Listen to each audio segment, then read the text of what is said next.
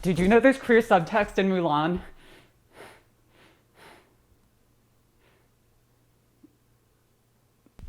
Okay, just to get this out there right away, I'm far from the first person to write about the queer subtext in Disney's Mulan. A story about a young woman who spares her aging father from military service by disguising herself as a man to enlist in the army. I don't have to go in depth here because I'm sure you've heard it all, and there are so many videos talking about the queer reading that it feels impossible to say anything new. It's what I would say if I didn't love to hear myself talk. But this isn't even the main point of the video, so let's speed around this. Disney's Mulan contains queer subtext, sure, but I'd argue it's not as groundbreaking as some may say. Speaking as a trans person, I don't personally read Mulan as presented by Disney as a genderqueer story, though I can certainly understand how watching it as a kid might greatly impact your perception of gender, in the same way seeing Shaggy do this in Scooby-Doo 2 did to me.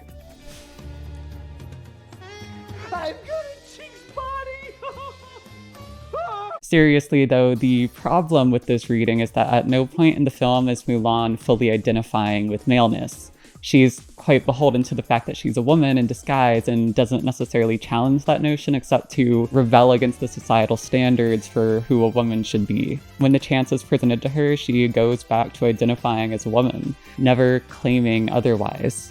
So while songs like Reflection meaningfully speak to significant aspects of the trans experience, particularly to struggles with personal identity, the film shies away from having Mulan feel a physical connection with maleness, or a physical disconnect with being a woman. It might bring about those feelings in the viewer, but within the context of the film, I don't believe this is the intent. I can make a similar argument for the gay reading of the film, as Shang doesn't necessarily express overtly romantic or sexual feelings towards Mulan until after she reveals herself. There's certainly something queer happening here, and the very nature of gender play and cross-dressing as storytelling tropes lends an undeniable sort of queerness. But I can't lie, I want more than this. I want to see the story of Mulan realized in such a way that the story's queer subtext doesn't just manifest in our struggles, but our joys. Why celebrate Disney for giving us fleeting subtextual allusions to queer existence when we can have so much more, and when we can feel so much more than that pain? But Tris, where can we find such a film? Well, queer stories can sometimes be found in unexpected places and at unexpected times, and buried way down the list of Mulan adaptations is a film with only 199 views on Letterboxd at the time of writing. A shame, because it contains some of the most overt queer joy I've seen on screen in a long time. So, let's go back to 1960s Hong Kong, where we have a version of Mulan that should no longer be lost to the sands of time, and where a boom in Hwangmae opera films would bring an overwhelming sense of joy to cinematic narratives of gender play.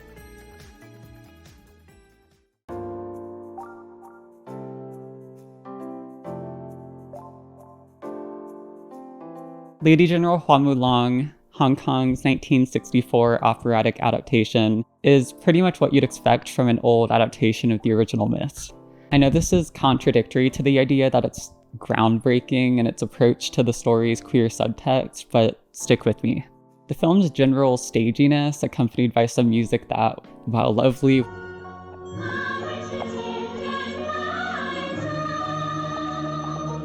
wouldn't make it within a mile of the Billboard Top 100, conceals something that feels undeniably modern, shockingly so in such an unexpected place. And it's not the story it's telling, it's really not much different than the Disney film. It's the differences in how it chooses to tell that story that bring out an incredible sense of optimism and joy in a story that we usually associate with defiance and rebellion. Stepping back for a second, this makes sense if you look at the original myths. The Ballad of Mulan, the place where this story started, is quite brief and sparse in detail when compared to contemporary depictions of Mulan as an epic worthy of the big screen. The core of the story is that Mulan wants to serve in the army instead of her father, so she dons a male disguise and takes to the battlefield before returning home 10 years later and revealing her identity to her friends in the army. It ends, per an English translation by Yale's Han H. Frankel, "Two hares running side by side close to the ground. How can they tell if I am he or she?" No mention of romance, nor much of rebellion or defiance, but rather a story about honoring one's father and defying stereotypes that women cannot fight on the battlefield, all the same as a man. With such a simple story amounting to only about 2 pages of text, it's no wonder there's so much room for interpretation in how an adaptation can go about the smaller details. It lends a malleability to the myth, and thus queer subtext can be significantly altered one way or another by adjusting the story's minutiae. Lady General Hua Mulan takes an approach to this minutiae that arises out of the times. As a Hwangmei opera film, defined by its characteristic Hwangmei music style, it was part of a wave of productions by Hong Kong's Shaw Brothers that facilitated a growing demand for films that, 1, promoted unity in a time of great division and uncertainty in Hong Kong, and 2, depicted China's cultural past, the original incentive for producing Hwangmei opera films on the Chinese mainland, per Xiangyang Chen in a chapter of Gender Meets Genre in post-war cinemas. The unexpected result of Hwangmei opera films is that in trying to depict China's past through the nation's artistic and literary traditions, many stories that rose to popularity depicted the strengths of women's voices and the female perspective. 阿娘，我看还是答应二妹替爹去吧，她武艺又好，又像个男孩子。你也跟着起哄，哪一家的女孩子会去当兵打仗啊？ Cross-dressing was another trend, as we'll continue exploring a bit later. Lady General Hua Mulan was at the center of this, depicting, as per the original ballad, a strong female protagonist who honors her father by donning a disguise and taking its place in battle in order to protect her family. However, one key storytelling choice that differentiates it from the Disney version of the story, and even the original ballad, is that before leaving home, Mulan seeks the approval of her father before departing. 看见花老英雄问老英雄，国家受到侵略，是不是老百姓不分男女，群起干戈，保家卫国？好，真是高见。保家卫国是不是不分男女？不分男女。请。 After convincing him by defeating him in a sparring match while in disguise, he is convinced she can handle herself and allows her to leave in his place. Unlike the Disney version, where Mulan goes against her family's wishes and leaves secretly in the night, defying the law of the land and, at this point in the story, the honor of her family.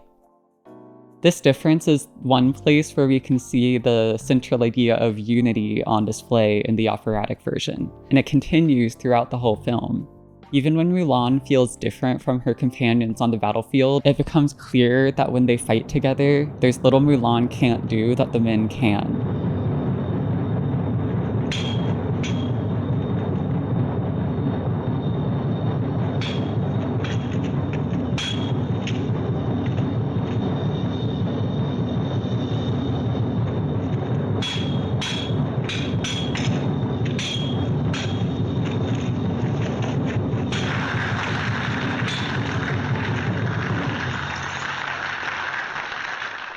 多蒙王大哥相让。花天帝，你真行。 The men are also wholly welcoming to her, and she quickly climbs the ranks across her years of service. In fact, the most pushback she receives during this period is that she can't drink as much as the others. In time, she also develops feelings for her general, the original instance of a romance with her superior appearing in Mulan's history, but not as played up as in the Disney version. There also isn't much of a will they won't they, as it's quite clear the general is fully oblivious to Mulan's identity and feelings, thus negating the supposed queerness of this part of the film. So this leaves us with the cross-dressing storyline. It feels like every scene in the film is addressing this in some capacity, and it's the cross-dressing that makes this film so interesting from a queer reading. The Disney version of Mulan ends with this grand declaration that Mulan should be celebrated for defying her gender role and proving she could be a war hero on the battlefield, receiving honor at the film's end for her military accomplishments. Lady General Hua Mulan isn't as concerned with celebrations of military accomplishment. Like the ballad, Mulan returns home after serving 10 years in the army. The war isn't over, but she's done her service and fulfilled her duty, gaining respect and honor for herself and her family. The ending, then, is about celebrating her. Not her in the war, but her as a person. For much of the film, Mulan is referred to as brother by her fellow soldiers. It's a term of camaraderie and respect. She is accepted at all times as equal to her peers, never investigated for her differences, only given respect for her actions and humility. Sounds like the transvestigators could learn a thing or two from this. So, when she retires from service and returns to her family, her brothers want to honor her by paying her a visit in her home village. Her peers and the general all journey to see her, expecting to find the same brother they knew and loved in the army. And they do. Mulan may come out wearing women's clothing, revealing her true self, but they all meet her with only love and acceptance. Even as sister, she's still their brother, and they treat her no differently, with no judgment, with no hesitation. She is fully embraced. And watching this unfold, I began to feel emotional. 我想让你们回来看我的。这是花贤弟啊，咱们走错了人家了吧？花贤弟，你怎么变了？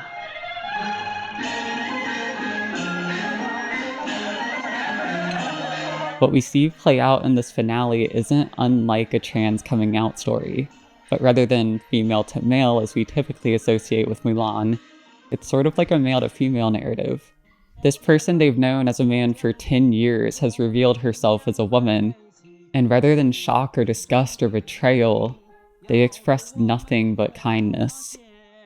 It warmed my heart, sending the message that gender shouldn't matter in our judgments of a peer's pure heart, channeling the desired message of unity in a way that can easily be applied to our contemporary treatment of queer communities. When a brother comes out as a sister, is she not the same person you've always loved?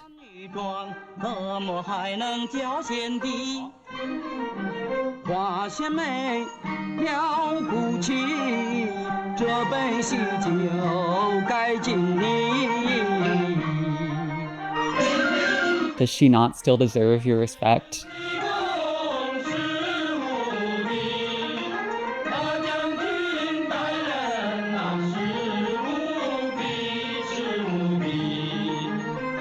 And for the general, romance immediately erupts. In questions of love, why should it matter if you thought the one you love was a man? If you feel the tug of adoration and attraction, why not let that flourish into something beautiful?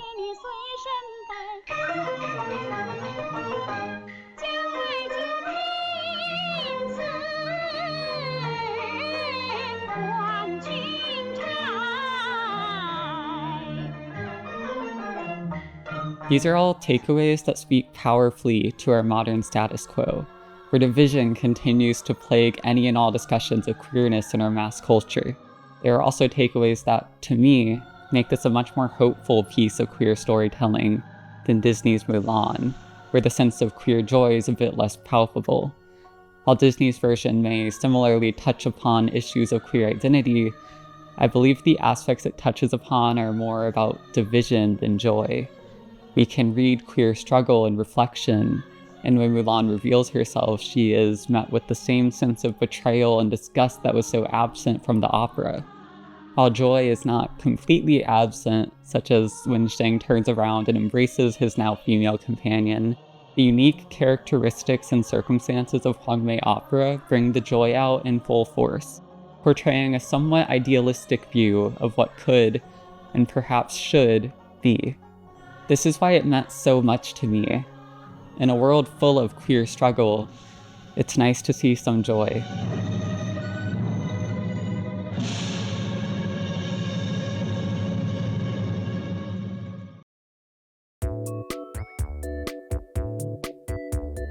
Revealing my cards now, this video was never just about Mulan. If that first half was the familiar bait, the second half is where we really dig into something that's a little harder to make a video about because you've probably never heard of it. But now that I've strung you along this far, it's time to reveal my gamut and talk to you about another example of Hongmei opera that continues to explore how the genre's unique qualities and reverence for gender play brought about yet another hidden story of queer love and joy in the form of 1963's The Love Eterne.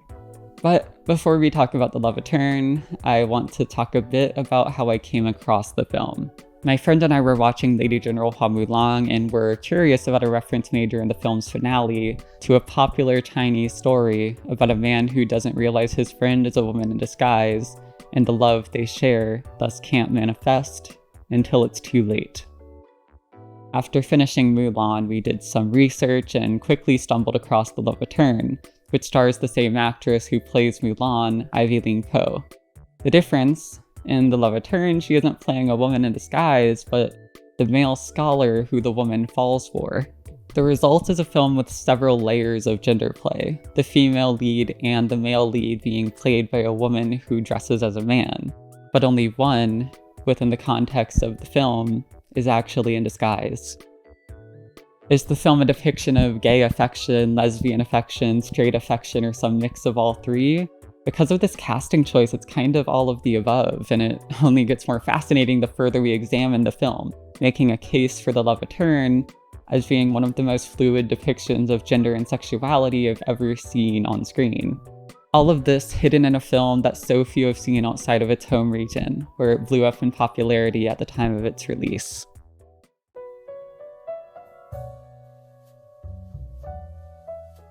Starring Betty Lo T opposite Ivy Ling Po, Lee Han-Hsiang's The Love Eterne tells the story of a young woman who wishes to become a scholar, leading her to don a disguise and join an all-male school.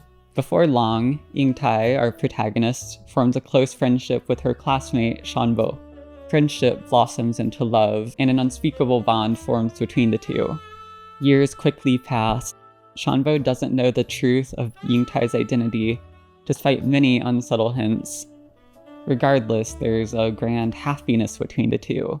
And importantly, it's clear that despite Shanbo's ignorance as to Ying-tai's disguise, the line between friendship and romantic attraction isn't so clearly defined. Shanbo's common retort to Ying-tai's supposedly playful advances essentially boils down to, "But you're not a girl, right?" The rejection isn't so much a rejection of feelings, but a rejection of possibility, as if the barrier to their romance isn't the fact that Shanbo doesn't have feelings for his friend, but rather that it's societally impossible for them to be together because he believes Ying-tai is a man.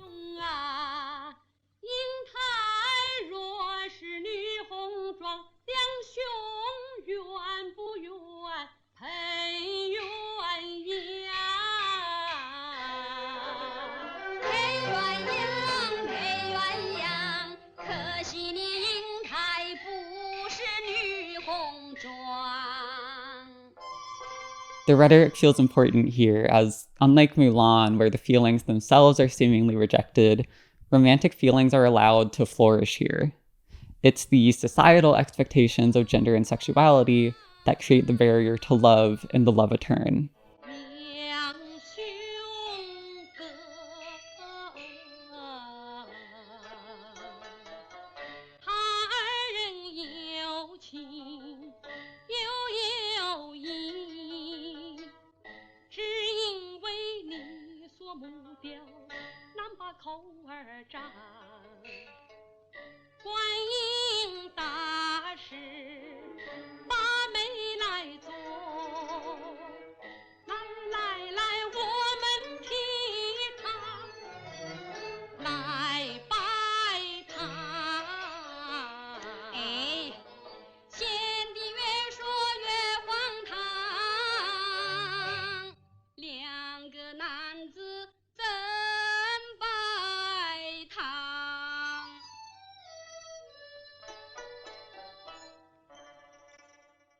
Unfortunately, what also separates this from Mulan is that The Love Eterne doesn't end with the same sense of unbridled joy.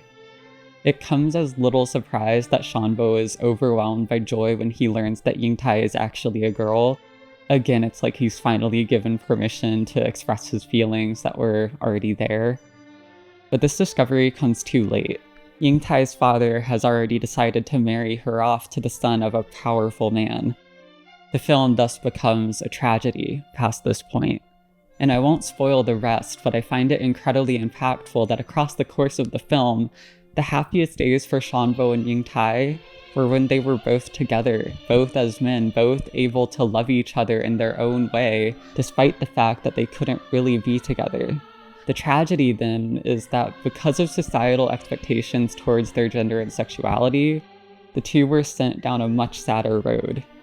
If it weren't for these obstacles, they could have been happy together. Given this fact, the takeaway of the film, viewed under a modern lens, is undeniably pro-queer. That both leads are played by women only seems to further cement this by blurring the lines between the film's depictions of gender and sexuality, something bolstered even further by the fact that the all-male institution in the first half of the film is populated by a near equal mix of male and female actors.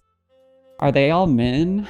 Are they all in disguise? Is it a mix, or is this a statement that gender is much less rigid than meets the eye? If a woman can play a man in love with a woman playing a woman pretending to be a man at a school full of men playing men and women playing men and women playing women playing men, is all this confusion and labeling just a bit unnecessary? Can we not let people be people and love be love? In a way, Lady General Hua Mulan and the Love Eterne inherit the Shakespearean tradition of gender play as a means of creating queer subversion. Some of Shakespeare's most famously bisexual or queer plays maintain that status in part because of the fact that every role during their original stagings was played by men. Twelfth Night has men playing women playing men, loving men and women, and if we remember these plays with such reverence for their use of gender play to poke at the lines of sexuality, why not expand our reverence to other parts of the world that were making similar use of gender play as a storytelling device? If we look beyond Disney, beyond Shakespeare, there are so many stories of gender play that can be viewed as just as, if not more, revolutionary than these more popular texts. And there will always be more to discover. In fact, there's another Ivy Ling Poe film where she plays a male scholar falling in love with a woman titled The Mermaid. I'm yet to watch it, but it's yet another text that fits this under-discussed trend in Hwangmei opera films, a genre that I'm afraid has been largely ignored in popular Western conversations around Hong Kong cinematic history, never discussed in the same breath as the Hong Kong New Wave or the martial arts films from the same era. It's a shame because there's a hidden world of queer joy obtained within these films. It's a joy that warmed my heart as I watched them, and I hope that this prompts at least some of you to seek these out and experience that joy for yourself.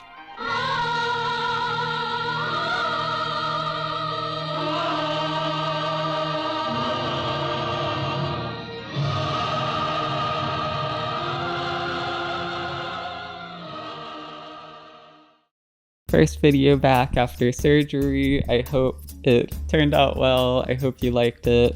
If you enjoyed this video, please like or subscribe. It really helps out, and hopefully there is more to come soon.